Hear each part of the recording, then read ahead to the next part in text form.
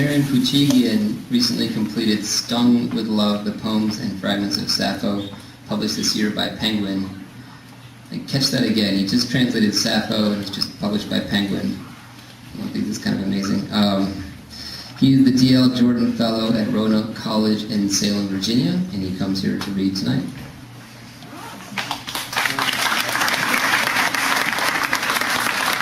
Thank you, Stefan. I'd like to thank the Cyclops also, and all of you for coming to this event. Smartish Pace published a couple of translations of Sappho, and then a number of my original poems as well. So I think I'll read a mix tonight. I'll start with Sappho translation. As the editors of Smartish Pace seem to have a preference for the most erotic of the Sappho fragments, I think I will read an erotic fragment tonight as well. This is a translation of the famous Sappho 31, in which Sappho provides a definition of what the most beautiful thing in the world is. Some call ships, infantry, or horsemen the greatest beauty earth can offer. I say it is whatever a person most lusts after. Showing you all will be no trouble.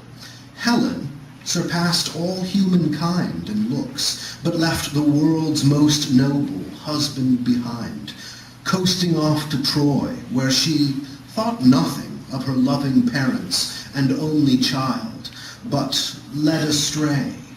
The text breaks off here. And I think of Anactoria far away, and I would rather watch her body sway, her glistening face flash dalliance, than Lydian war cars at the ready and armed battalions. I should have introduced that better. Helen, of course, is Helen of Troy, and then Lydian, it's an empire that was east of Greece, in Asia Minor, what's now northwest Turkey. I think I'll read another Sappho poem before I go. Here is a poem actually I just finished a couple weeks ago. I hesitate to do this, but I like this poem so much that I'm going to do it anyway. It's called The Bad Tree. It's about our parents, that is the original parents, Adam and Eve, and how they relate to our parents. The Bad Tree. Why was the bad tree so appealing? Why did the fruit perspire so much? Its musk reached out, a red light touch, startling them with a funny feeling. Their friend the snake spoke like his glide. Who could refute such breathiness? God never talked to them like this. They gobbled, giggled, ran to hide. All Eden gasped at the taboo. What were those fig leaves doing there? Naughty and awkward, self-aware, they kissed the beasts and left the zoo. Downwind of the itch they wore, the bees turned mean and the birds shy. The sun undressed them with his eye. They built a house to close the door and lie awake there to this day, the parents, as their consequence, their tribe of eager innocence grows up fast and moves away. Next is a poem I wrote about my hometown, Grand Forks, North Dakota, where I happened to be born. And I grew up there despising it. And I visited my parents for the holidays, and so I reflected upon my hatred for this town. It softened a little bit over the years. You may recall Grand Forks. It wasn't destroyed by a flood this year. That was Fargo, North Dakota, but Grand Forks was destroyed by a flood about 10 years ago. It's the flattest country in the world, perfectly flat. An old farmer once told me, it's the kind of land where you can watch your dog run away for 3 days. Grand Forks, North Dakota. The smokestacks at the Crystal Sugar Plant emit the only mountains in the distance.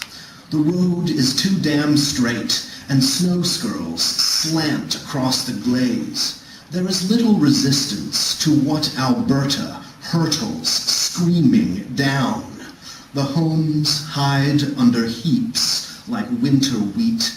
The shelter belt stands impotent and nude. For 18 years I cursed this solitude. Still no signs of life, and several feet of fresh obscurity have blurred the town. What now? Axle hung up in a ditch. I, as the fool who drove to this deep freeze, must brave the brittle atmosphere in which the hinged things creak, the car door, elbows, knees. But all is calm now that the wind has fallen. Breath swirls and swirls away. I had forgotten how time slows and starkness sharpens vision. The stars have never shined with such precision. Loose flakes in suspension drift like cotton from cottonwoods, like tufts of crystal pollen.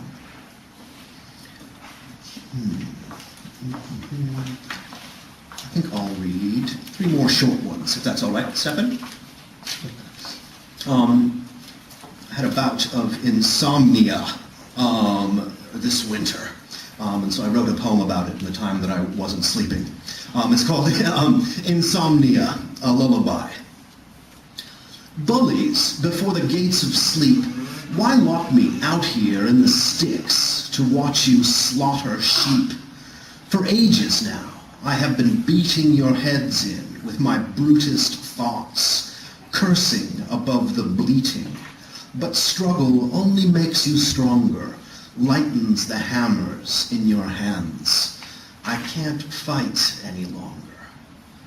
Resistance gives way, and compliance closes upon the clearing, claims you, dying without defiance, turning to nothing when ignored. The flock is circling the moon. The key turns in the ward.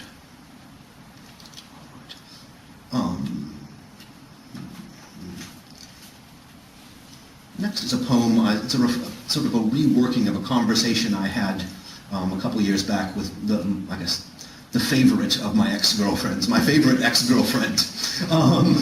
It's called The Long Window. You have to imagine us looking at all the babies in the neonatal ward, right? Yes, dear, they're precious. We were like them once, amnions, unwilling emigrants, shocked by a rude shove and the cold outside. Coo what you will, they clearly feel that breathing air is a raw deal. It's torture being washed up with the tide.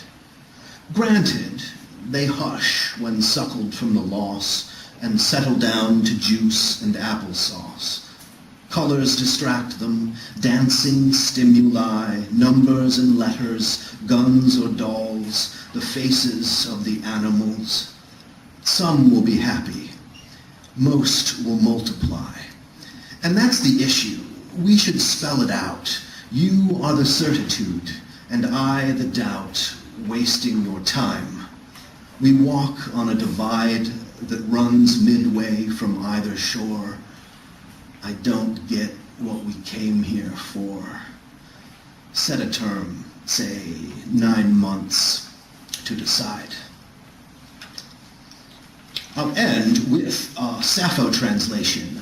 In 2004, scholars reconstructed a brand new complete poem of Sappho. Up until then, we'd only had one other complete poem.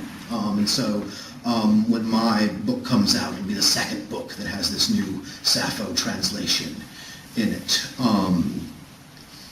It's Sappho in old age. It's not as erotic as many of the others. It's Sappho in old age, admiring her girls, the girls in her group, as they are dancing and regretting that she can no longer participate.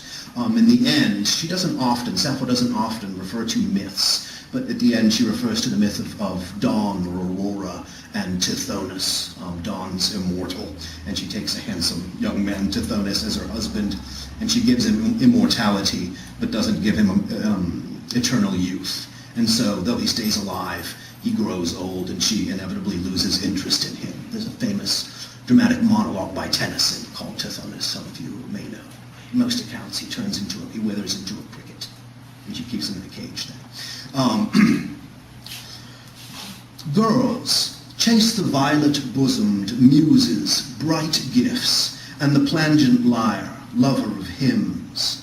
Stiffness has seized on these once supple limbs, and black braids with the passing years turned white. Age weighs heavily on me, and the knees buckle that long ago, like fawns, pranced nimbly. I groan much, but to what end? Humans simply cannot be ageless like divinities. They say that rosy four-armed dawn, when stung with love, swept a sweet youth to the earth's rim. Tithonus, even there age withered him, bound still to a wife forever young. Thank you.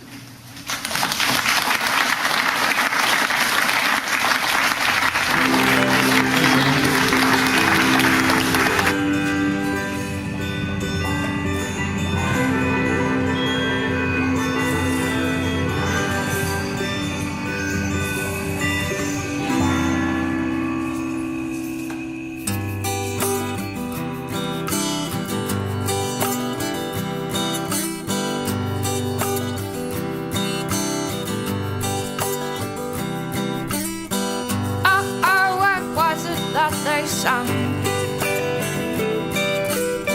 rain down like heaven from the lungs, were I to keep it from my own.